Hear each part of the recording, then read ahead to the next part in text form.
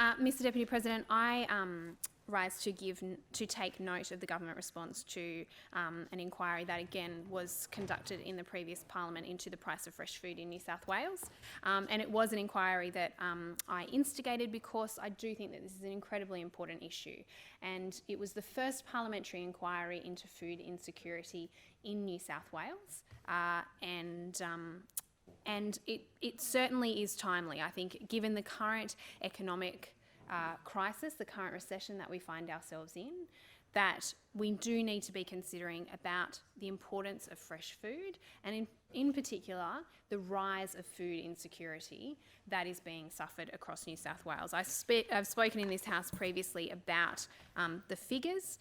The 2019 Hunger Report released by Foodbank last year said that more than 5 million Australians, or 21% of our population, experienced some form of food insecurity in the past 12 months. This situation, anecdotally, has dramatically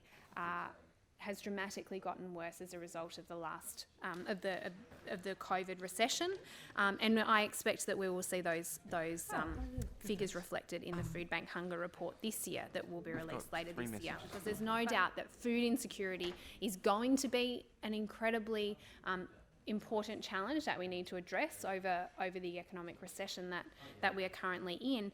But it's going to need to be, and we know the feedback that we hear is that the first things to go when we see households go into some kind of financial, have a detrimental financial situation, is that they stop buying fresh food, which is the healthiest thing, the most important thing that they need to be purchasing. And I would call on them to take a fresh look at that and have a more considered approach around a Dairy and Fresh Food Price Commissioner that we recommended.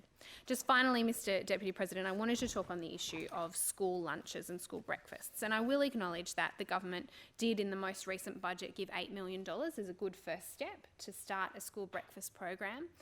But again, anecdotally, what we were hearing is that schools were already in the previous economic prosperous times, already implementing informal school lunch programs. So our recommendation was that the government should investigate the need for a school lunch program.